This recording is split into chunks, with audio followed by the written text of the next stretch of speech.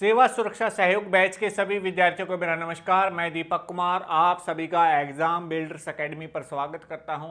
मेरे प्यारे बच्चों, जैसा कि आपको पता है इंग्लिश की जो हमारी क्लास है उसमें हमारा एक चैप्टर टेंस का था वो बिल्कुल कंप्लीट कर चुके हैं, जिसमें हमने हर सेंटेंस को अलग अलग पढ़ा। भाई किसमें किसका क्या स्ट्रक्चर होता है, पॉजिटिव में लिखना हो, इंटेरोगेटिव में लिखना हो, नेगेटिव में लिखना हो, हर एक स्ट्रक्चर को हमने बड़े ध्यान से और एग्जाम्पल के साथ पढ़ा। अब जो अगला हमारा भाई टॉपिक होने वाला है वो है भाई हमारा वॉइस।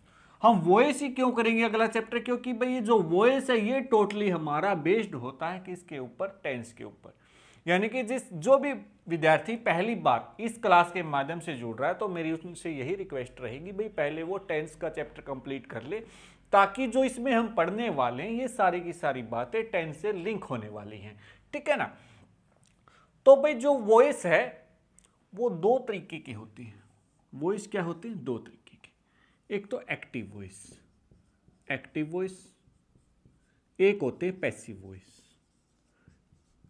एक बात मोर बच्चों से ये कहना चाहूंगा कि भी जो भी बच्चे हरियाणा पुलिस की तैयारी कर रहे हैं या एचएसएससी की तैयारी कर रहे हैं, इस क्लास में हम सिर्फ और सिर्फ एचएसएससी लेवल तक का पढ़ रहे हैं। अगर कोई बच्चा किसी और एग्जाम की तैयारी कर रहा है तो वो हमारी इंग्लिश की जो दूसरी प्लेलिस्ट है भाई वहां पे जाकर के तैयारी करे। ठीक है ना। ये सिर्फ और सिर्फ एचएसएससी लेवल तक है। कहने का मतलब ये नहीं है कि भाई हम इंग्लिश में मतलब किसी और चीज पर फोकस करेंगे नहीं। कहने का मतलब मेरा ये है कि भाई हम एचएसएससी लेवल तक का पढ़ेंगे जितना एचएसएससी पूछती है। यानी कि इंग्लिश के ऊपर हम बिल्कुल पीएचडी भी नहीं करेंगे, और लेकिन हम जो क्वालिटी है उसमें इतना कॉम्प्रोमाइज भी नहीं करेंगे कि भाई आपका क्वेश्चन एग्जाम के अंदर ना निकले। ठीक है ना। क्योंकि बच्चे हर एग्जाम का अपना एक लेवल होता है, जो बोर्ड होता है वो उसका एक लेवल सेट होता है भाई वो कहाँ तक जा सकता है, और फिर उसी के अकॉर्डिंग बातों को ध्यान में रख के हमने आपके लिए बैच शुरू किया था।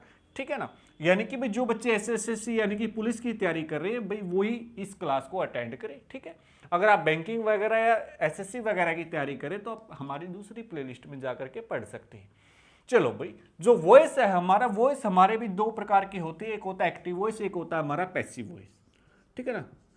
एक्टिव और पैसिव में क्या है भाई, देखो जिस सेंटेंस में अगर वो सब्जेक्ट काम करता है, यानी कि उस सेंटेंस का अगर सब्जेक्ट एक्टिव है, यानी कि उस सेंटेंस का जो सब्जेक्ट है वही कार्य को करता है, तो वो कैसा सेंटेंस है मेरा?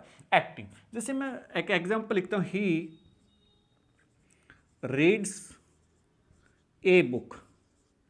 ही रीड्स ए बुक, वह एक पुस्तक पढ़ता है। इसमें जो पुस्तक है वो कौन पढ़ रहा है भाई? इसमें पढ़ रहा सेंटेंस का सब्जेक्ट। इसमें कौन पढ़ रहा है? सेंटेंस का सब्जेक्ट, यानी कि बुक को पढ़ने का कार्य करने वाला कौन है? सब्जेक्ट। जिस सेंटेंस का सब्जेक्ट एक्टिव होगा वही मेरा क्या कहलाएगा? Active voice. और मैं यहां पे लिखता हूं a book is read by him. एक पुस्तक उसके द्वारा पढ़ी जाती है, यानी कि पुस्तक को पढ़ा जा रहा है, वो पुस्तक खुद नहीं पढ़ रही है। तो यानी कि इस सेंटेंस में क्या है, जो सब्जेक्ट है ना वो खुद एक्टिव नहीं है, उस काम को करवाया जा रहा है किसके द्वारा? ऑब्जेक्ट के द्वारा। यानी कि जिस सेंटेंस में सब्जेक्ट एक्टिव ना हो करके ऑब्जेक्ट एक्टिव हो वो मेरा कैसा वॉइस कहलाएगा? पैसिव वॉइस कहलाएगा। ठीक है ना। जिस सेंटेंस का सब्जेक्ट एक्टिव होगा तो वो तो मेरा क्या कहलाएगा? Active voice. और जिस सेंटेंस का सब्जेक्ट एक्टिव नहीं होगा, यानी कि वो खुद उस सेंटेंस में काम नहीं करेगा, तो वो कैसा कहलाएगा? मेरा पैसिव वॉइस कहलाएगा। ओके, चलो अब देखो भाई क्या होता है, जैसे वॉइस को बदलते समय क्या होता है, जो सब्जेक्ट होता है ना उसको चेंज कर दिया जाता है किसके साथ? ऑब्जेक्ट के साथ। जो सब्जेक्ट होता है उसको चेंज कर दिया जाता है ऑब्जेक्ट के साथ, यानी कि ऑब्जेक्ट को किस में चेंज करेंगे? सब्जेक्ट में। चलो मैं लिख देता हूं कैसे।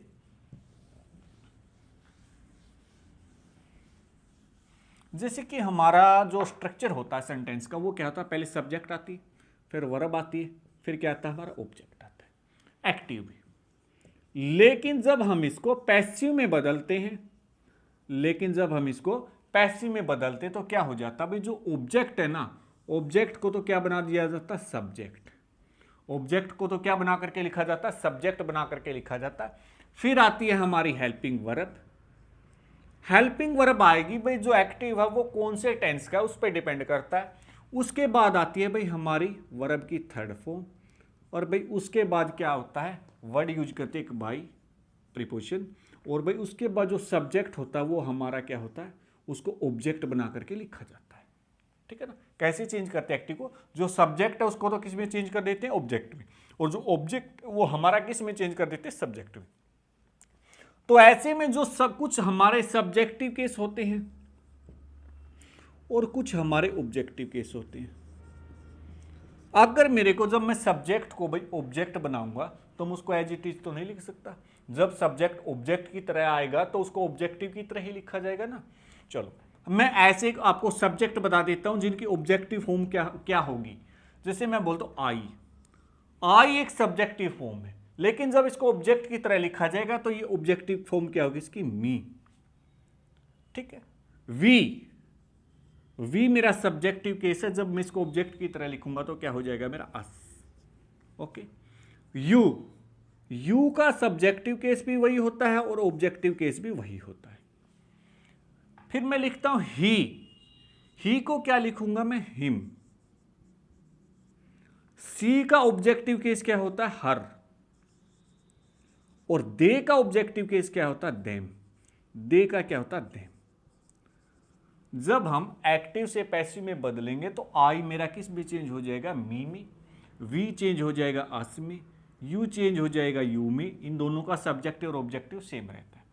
ही हो जाएगा हिम में, सी हो जाएगा हर में, और दे हो जाएगा देम में। यानी कि टेंस को मतलब वॉइस को चेंज करते समय हम इस टेबल का जरूर ध्यान रखेंगे। ठीक है, चलो मैंने कैसे बताया था भाई, सब्जेक्ट तो क्या रूप ले लेगा, ऑब्जेक्ट का, जो ऑब्जेक्ट है वो क्या बन जाएगा, मेरा सब्जेक्ट। अब हम समझते हैं एग्जाम्पल के माध्यम से। ऐसा करते हैं भाई, हम टेंस से शुरुआत करते हैं। हम टेंस के से बेस्ड जो रूल हैं वो इसके, उनसे शुरुआत करते हैं, और उसके बाद जो अगले होंगे हमारे भाई इंटेरोगेटिव में, इंपेरेटिव में, नेगेटिव तो साथ के साथ करते चलेंगे। यानी कि और भी मॉडल बेस्ड वगैरह सारे के सारे वॉइस करेंगे जो एग्जाम में जिस लेवल तक एचएसएससी पूछ सकती है।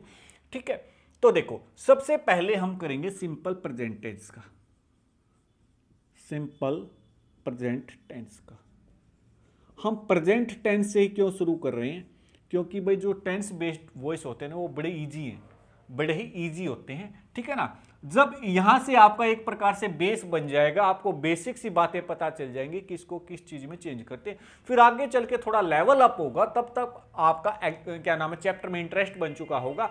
और जब इंटरेस्ट बनने लग जाता है तो बच्चे को ऑटोमेटिकली वो बातें अपने आप समझ में आने लग जाती हैं। ठीक है ना, चलो देखो, जैसे भाई हमको पता है जो सिंपल प्रेजेंट टेंस है उसका जो स्ट्रक्चर होता है वो क्या होता है, स्ट्रक्चर पहले सब्जेक्ट लिखते हैं, फिर वर्ब की फर्स्ट फॉर्म, फिर जरूरतानुसार एस या एस भी लगाते हैं वर्ब के अनुसार, फिर क्या बनाते, ऑब्जेक्ट, सॉरी क्या लिखते, ऑब्जेक्ट। ये हमारा एक्टिव में है। अगर मैं मेरे को पैसिव में बदलना हो इसको, अगर मेरे को इसमें क्या करना हो, इस वॉइस को पैसिव वॉइस में बदलना हो तो क्या बताया था मैंने, ऑब्जेक्ट को तो क्या बना करके लिखूंगा मैं, सब्जेक्ट। क्या लिखूंगा, सब्जेक्ट। ठीक है, फिर क्या करना है भाई मेरे को, अगर बात सिंपल प्रेजेंट टेंस की है तो पैसिव बनाते टाइम जो हेल्पिंग वर्ब आने वाली हैं वो कौन सी आने वाली हैं भाई, वो है मेरी इज, एम, आर, और इज एम आर के बाद भाई वर्ब की third form, is am are के बाद क्या, वर्ब की थर्ड फॉर्म आने वाली है, और भाई इसके बाद आएगी मेरी प्रीपोजिशन बाई, और फिर मैं क्या करूंगा, जो मेरा सब्जेक्ट था उसको क्या बना के लिखूंगा, ऑब्जेक्ट। जो मेरा सब्जेक्ट था वो उसको क्या बना के लिखूंगा मैं, उसको बना के लिखूंगा मैं ऑब्जेक्ट। ठीक है, सब्जेक्ट की ऑब्जेक्टिव फॉर्म क्या होगी वो हमने अभी अभी डिस्कस किया था। मैं लिखता हूं ही प्लेज क्रिकेट, वह क्रिकेट खेलता है। ये मेरा सब्जेक्ट है, ये मेरी वर्ब है, ये मेरा ऑब्जेक्ट। भाई क्रिकेट कौन खेल रहा है, ही, यानी कि इस सेंटेंस का सब्जेक्ट क्या कर रहा है, मेन काम कर रहा है, तो यानी कि ये मेरा कैसा, एक्टिव वॉइस। और लेकिन जब मैं इसको पैसिव में बदलूंगा तो मैंने बताया था जो ऑब्जेक्ट होगा उसको क्या बना के लिखा जाएगा, सब्जेक्ट। यानी कि क्रिकेट को क्या बना करके लिखूंगा मैं, सब्जेक्ट, यानी कि क्या बन जाएगा, ये क्रिकेट ही रहेगा इसका। तो फिर helping verb, is am are, is am are का प्रयोग कैसे होगा ये हम कंटिन्यूअस टेंस में जो टेंस की हमारी क्लास थी उसमें पढ़ चुके हैं। भाई इज सिंगुलर के साथ आता है, आर प्लूरल के साथ आता है, और जो एम होता है वो हमारा रिजर्व होता है स्पेशली किसके लिए, आई के लिए। क्रिकेट सिंगुलर है, खेल का नाम सिंगुलर होता है, तो इसके साथ क्या आएगा भाई, इज। क्रिकेट इज, क्या बताया भाई, उसके बाद आएगी मेरी वर्ब की थर्ड फॉर्म। क्या आएगी, वर्ब की third form. Cricket is play का यानी कि प्लेड, प्लेड बाई, अभी अभी हमने पढ़ा था ही सब्जेक्ट है तो उसकी ऑब्जेक्टिव फॉर्म क्या होगी भाई, him. Cricket is played by him, cricket उसके द्वारा खेला गया, यानी कि इसमें क्रिकेट खुद नहीं खेला जा रहा, खुद नहीं खेल रहा, उसको खेला जा रहा है किसके द्वारा, हिम के द्वारा। इसलिए इसमें क्या ऑब्जेक्ट एक्टिव है, यानी कि इस सेंटेंस में जो काम कर रहा है वो कौन कर रहा है, ऑब्जेक्ट, इसलिए इसको पैसिव बोलते हैं। लेकिन ऊपर वाले में कौन खेल रहा था, ही खेल रहा था, सब्जेक्ट एक्टिव था, तो इसलिए इसको हम क्या बोलते हैं, एक्टिव वॉइस बोलते हैं। ओके, आगे बात समझ में। अच्छा भाई अब देखो एक चीज का खास ध्यान रखना, कंटिन्यूअस टेंस में हमने क्या पढ़ा था, इज के बाद हम वर्ब की फर्स्ट फॉर्म प्लस आईएनजी लगा रहे थे। आपको एग्जाम में एक ऑप्शन ऐसा भी मिलेगा जिसमें क्या होगा, इज के बाद वर्ब की फर्स्ट फॉर्म प्लस आईएनजी दी मिलेगी, ठीक है ना। पैसिव बनाते टाइम हमेशा वर्ब थर्ड ही आती है हर टेंस में, तो इसके बाद क्या आएगा भाई, इज के बाद वर्ब की थर्ड फॉर्म आएगा, क्योंकि ऑप्शन में ऐसा भी मिलेगा cricket is playing by him, ऐसा नहीं होगा भाई, ठीक है। मेरे ख्याल से ये बात आपको अच्छे से समझ में आ गई होगी। मैं एक एग्जांपल और लिख देता हूं इसका, मैं बोलता हूं आई रीड ए लेटर, मैं एक पत्र पढ़ता हूं, मैं एक पत्र पढ़ता हूं, सब्जेक्ट वर्ब और क्या आएगा, ऑब्जेक्ट। क्या बताया, ऑब्जेक्ट को मैं क्या बना के लिखूंगा भाई, सब्जेक्ट, यानी कि ए लेटर, ए लेटर। फिर हमारा क्या भाई, is am are, helping verb में से क्या आएगा भाई, ए लेटर मेरा क्या सिंगुलर है तो is, a letter is, verb की थर्ड फॉर्म यानी कि क्या आएगी, रीड ही आएगी, रीड की तो तीनों फॉर्म सेम होती है। A letter is read by, और आई का ऑब्जेक्टिव केस क्या होता है भाई, आई का होता है मी, आई का क्या होता है, me. A letter is read by me, एक पत्र मेरे द्वारा पढ़ा गया। मेरे ख्याल से डाउट क्लियर हो गया होगा कैसे। चलो एक हम एक नेगेटिव और लेके देखते हैं, एक मैं नेगेटिव और लिख देता हूं, दे, मैं बोलता हूं they do not play cricket, they do not play cricket, way cricket नहीं खेलते हैं, ठीक है ना। They do not play cricket, पता होगा मैंने बताया भी था भाई, जो डू है उसके बाद हमेशा क्या आती है, वर्ब की फर्स्ट फॉर्म आती है, ठीक है ना। डू डज और डिड के बाद हमेशा क्या आएगी, वर्ब की फर्स्ट फॉर्म ही आएगी। चलो भाई ये मेरा सब्जेक्ट है, ये मेरी क्या है, वर्ब है, जिसमें हेल्पिंग वर्ब भी है और मेन वर्ब भी है। ओके, ये क्या है मेरा ऑब्जेक्ट, ये क्या है मेरा ऑब्जेक्ट। ऑब्जेक्ट को मैंने क्या बताया था, क्या लिखेंगे हम लिखेंगे भाई सब्जेक्ट बने, यानी कि क्रिकेट, क्रिकेट, हाँ भाई। फिर helping verb, cricket is not, as it is रहेगा, अगर पैसिव नेगेटिव में, एक्टिव नेगेटिव में तो पैसिव भी नेगेटिव में जाए। क्रिकेट इज नॉट, वर्ब की थर्ड फॉर्म यानी कि प्लेड, प्लेड बाय देम, उनके, क्रिकेट उनके द्वारा नहीं खेला गया, क्रिकेट उनके द्वारा नहीं खेला गया, ये हमारी इसकी क्या बनेगी, पैसिव फॉर्म बनेगी। ओके, अच्छा भाई इसको मैं एक तरीके से लिखता हूं, कॉन्ट्रैक्ट फॉर्म हमने पढ़ी थी, cricket agent played, played by them, cricket agent played by them, ठीक है। ये था हमारा सिंपल सा सिंपल प्रेजेंट टेंस, जिसमें हमने देखा बे एक्टिव वॉइस को पैसिव वॉइस में हम कैसे चेंज करते हैं, ठीक है ना। जो इंटेरोगेटिव होने वाले हैं इस टेंस के, वो हम साथ में एक साथ ही पढ़ेंगे, क्योंकि उसमें क्या है भाई, सभी का स्ट्रक्चर चेंज सभी का सेम होता है, बस हेल्पिंग वर्ब चेंज होती है। और हेल्पिंग वर्ब हम इनमें सीख ही लेंगे कि इसमें क्या रहने वाली है, एक्टिव को पैसिव में बदलते टाइम किसकी क्या आएगी। ओके चलो भाई, हाँ, बस इस चीज का खास ध्यान रखना भाई, इज के बाद तुम वर्ब की फर्स्ट फॉर्म प्लस आईएनजी का प्रयोग मत कर देना, ठीक है ना। चलो अगला टेंस भाई, जो अगला टेंस हमारा होने वाला है वो है present continuous tense. Present continuous tense, present continuous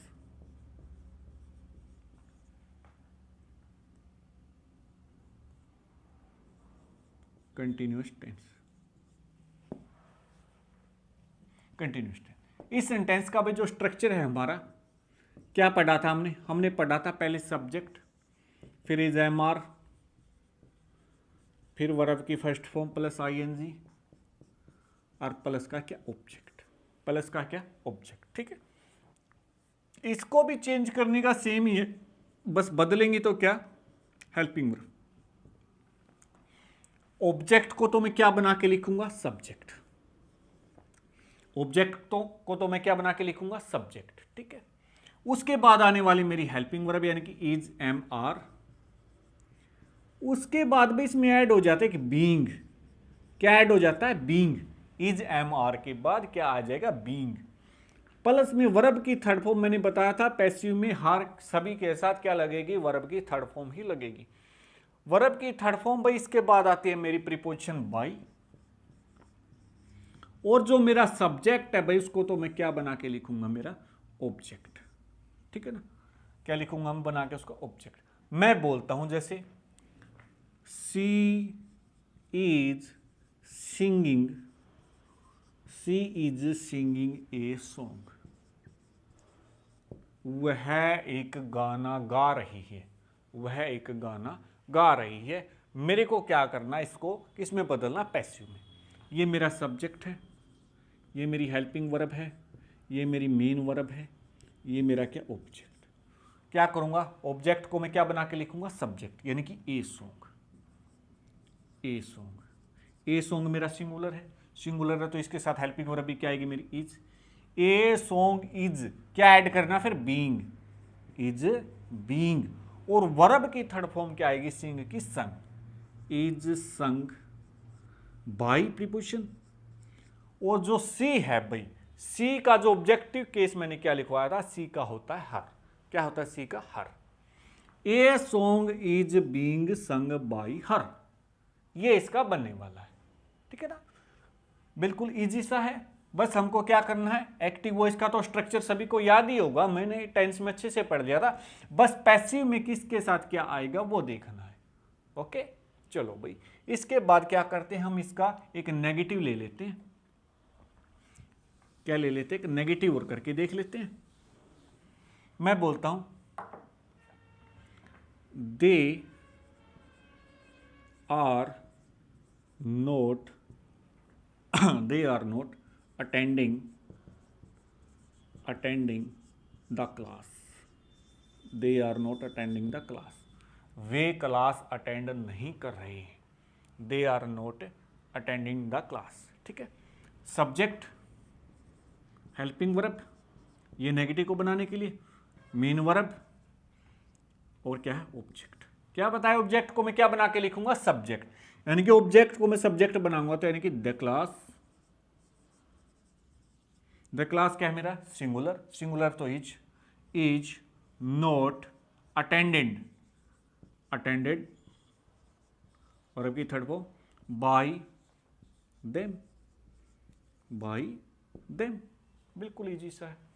they are not attended the class का पैसिव क्या बनेगा, the class is not attended by them, class उनके द्वारा अटेंड नहीं की गई, क्लास उनके द्वारा अटेंड नहीं की गई, ठीक है ना। इसको ऐसे भी लिख सकते हैं, the class isn't attended by them, the class isn't attended by them. मेरे ख्याल से आपको बिल्कुल अच्छे से समझ में आ रहा होगा। इसके बाद जो अगला हमारा टेंस होने वाला है भाई, वो है हमारा प्रेजेंट परफेक्ट टेंस। कौन सा होने वाला है, present perfect tense, present perfect tense, ठीक है। प्रेजेंट परफेक्ट टेंस भाई, देखो इस सेंटेंस का जो हमारा स्ट्रक्चर होता है भाई, वो क्या होता है, इस सेंटेंस का हमारा स्ट्रक्चर क्या होता है, पहले सब्जेक्ट, फिर हैज या हैव, फिर हैज या हैव, फिर वर्ब की थर्ड फॉर्म, और फिर क्या आएगा भाई उसके साथ object. Subject plus has have plus में मेन वर्ब की थर्ड फॉर्म और प्लस का क्या होता है ऑब्जेक्ट, ठीक है ना। जब मैं इसको एक्टिव से पैसिव में बदलूंगा तो क्या बताया मैंने, ऑब्जेक्ट किस में चेंज हो रहा है, सब्जेक्ट में, ओके। फिर वही हैज और हैव हेल्पिंग वर्ब, हैज और हैव क्या मेरी हेल्पिंग वर्ब, और भाई इसके बाद क्या ऐड हो जाएगा, एक बीन, क्या ऐड हो जाएगा, बीन। इसके बाद है भाई हमारी वर्ब की थर्ड फॉर्म, और फिर क्या आ जाएगा मेरा ऑब्जेक्ट, फिर क्या आ जाएगा मेरा ऑब्जेक्ट, ठीक है ना। इसके बाद आ जाएगा मेरा ऑब्जेक्ट। जैसे मैं एक एग्जांपल लिखता हूं, she has written a lesson, she has written a lesson, वह एक अपना लेसन है जो लिख चुकी है, she has written a lesson. तो यानी कि subject, helping verb, main verb की थर्ड फॉर्म, और ये क्या मेरा ऑब्जेक्ट। जो ऑब्जेक्ट है वो मेरा किस में चेंज होने वाला, सब्जेक्ट में, यानी कि ए लेसन, ए लेसन। जो हैज हैव का आना कैसे है भाई, वैसे ये छोटी छोटी बातें हम पहली क्लास में डिस्कस कर चुके। हैज सिंगुलर के साथ, हैव किसके साथ, प्लूरल के साथ, और आई के साथ भी क्या आने वाला, हैव। ए लेसन क्या आएगा भाई फिर, हैज, ए लेसन क्या मेरा has, a lesson has written, sorry has been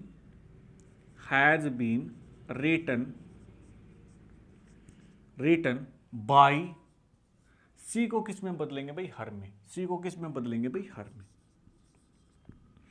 a lesson has been written by her, ठीक है ना, बिल्कुल इजी सा है भाई, ठीक है ना। A lesson has been written by her. चलो भाई, इसके बाद जो अगला है देखो, इसी का हम क्या करते हैं, एक नेगेटिव देख लेते हैं। जैसे मैं बोलता हूं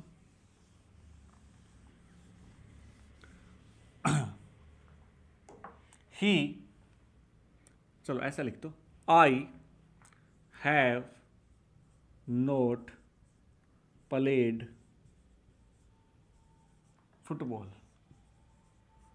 played football, I have not played football, subject, और इसके बाद क्या मेरा हेल्पिंग वर्ब, नेगेटिव बनाने के लिए नोट, मेन वर्ब की थर्ड फॉर्म, और फिर क्या आ जाएगा मेरा ऑब्जेक्ट, क्या आ जाएगा मेरा ऑब्जेक्ट।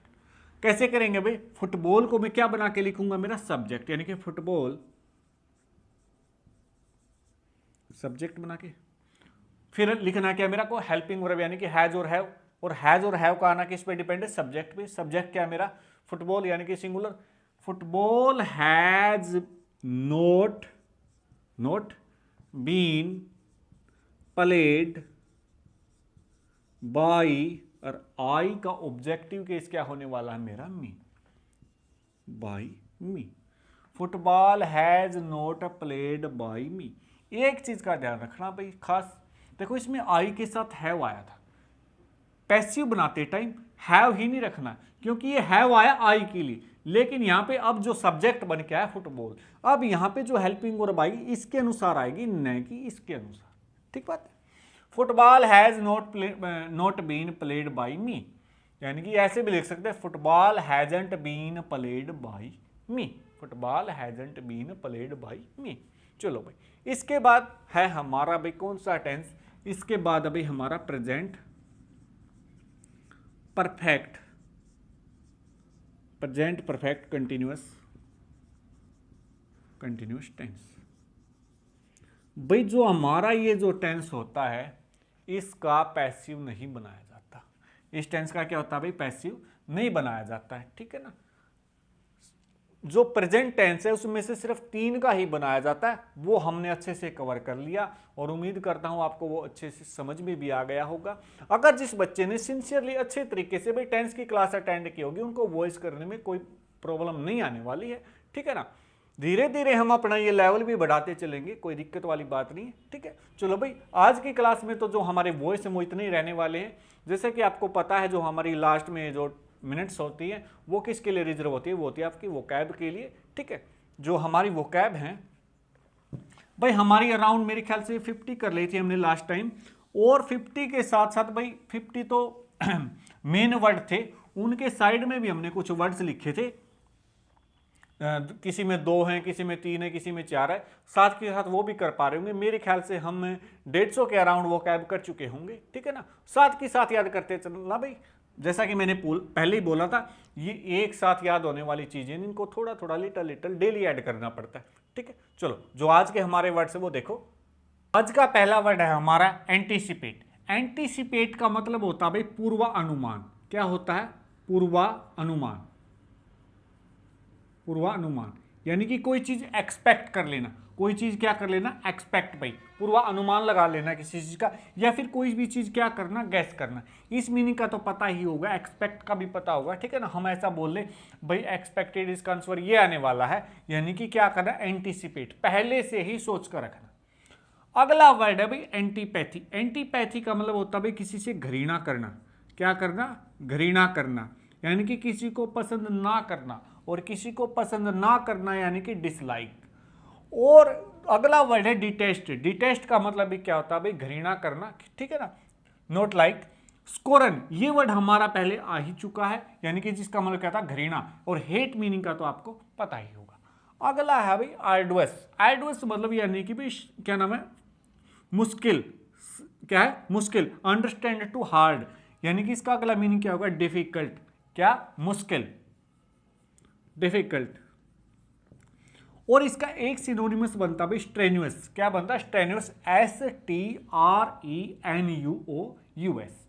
जो अगला वर्ड है भाई, अगला वर्ड है हमारा एरोमा। एरोमा का मतलब क्या होता है? खुशबू। खुशबू क्या होता है? खुशबू, स्मेल। ठीक है, खुशबू। स्केंट, क्या होता है इसका सिनोनिमस? स्केंट। अगला है भाई एट्रोसिटी। एट्रोसिटी का मतलब होता है क्रूरता। क्या होता है? क्रूरता। वायोलेंस। क्या? वायोलेंस। या फिर बार्बरिटी, यानी कि पूरे मतलब असभ्य तरीके से। क्या? असभ्य तरीके से, जैसे हम बोले बड़ी क्रूरता से अत्याचार किया, ऐसे। एट्रैक्ट। एट्रैक्ट की मीनिंग का तो आपको बिल्कुल ही पता होगा, यानी कि लुभावना। यानी कि लुभावना, अपनी ओर क्या करना? आकर्षित करना। उसका जो सिनोनिमस वर्ड होता है वो क्या होता है भाई? फेस्किनेट। क्या होता है? फेस्किनेट।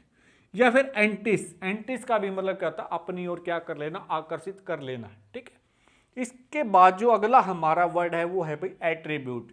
एट्रीब्यूट का मतलब होता है गुण। क्या होता है? गुण। या फिर क्वालिटी। क्या? क्वालिटी। क्वालिटी का मतलब क्या होता है भाई? किसी में कोई गुण होना। या फिर करेक्टरिस्टिक। करेक्टरिस्टिक, ये तो हमने क्या नाम है, क्वेश्चन वगैरह भी आते हैं भाई, इस चीज के गुणों पर वर्णन कीजिए। ठीक है ना, करेक्टरिस्टिक। करेक्टरिस्टिक की स्पेलिंग देखो, CHARACTERISTIC। जो हम वोकैब कर रहे हैं इसमें साथ के साथ क्या करना है? इनकी स्पेलिंगों को भी करते जाना है, क्योंकि यहां से भी क्वेश्चन बन जाता है। अगला वर्ड है भाई ऑगस्ट। ऑगस्ट का मतलब होता है भाई राजसी तरीके से, भव्य टाइप से। राजसी टाइप से, भव्य तरीके से, गरिमापूर्ण। ठीक है ना। मेजेस्टिक। क्या? मेजेस्टिक। या फिर डिग्निफाइड। डिग्निफाइड होता है भाई मतलब कोई उत्कृष्ट चीज, कोई अच्छी चीज। ठीक है ना, भव्य। ऑस्टेरे होता है भाई क्या? स्ट्रिक्ट, सख्त। क्या होगा? ऑस्टेरे का मतलब क्या होगा? सख्त, यानी कि स्ट्रिक्ट। स्ट्रिक्ट का तो पता ही होगा, इसका एक सिनोनिमस साथ में याद करोगे, क्या? ऑस्टेरे। फिर अगला जो वर्ड है भाई वो है बेनिस। बेनिस का मतलब होता है भाई किसी को देश निकाला दे देना। क्या कर देना? किसी को देश निकाला दे देना, उसको देश से निकाल देना। ठीक है, उसका उल्टा होगा एक्सपेल। एक्सपेल का मतलब होता है भाई पीछे की ओर धकेलना, यानी कि पीछे की ओर धकेलना, वहां से निकाल देना, ये इसका सिनोनिमस है। या फिर एग्जाइल। एग्जाइल का मतलब क्या था भाई? देश से निर्वासित करना, यानी कि क्या कर लेना? देश से निकाल देना। ये थी हमारी आज की वोकैब। हमारे जो टोटल वर्ड हो चुके हैं, टोटल कितने हो चुके हैं? 60। ठीक है भाई, आज की क्लास में हमारे इतना ही रहेगा। Okay, thank you.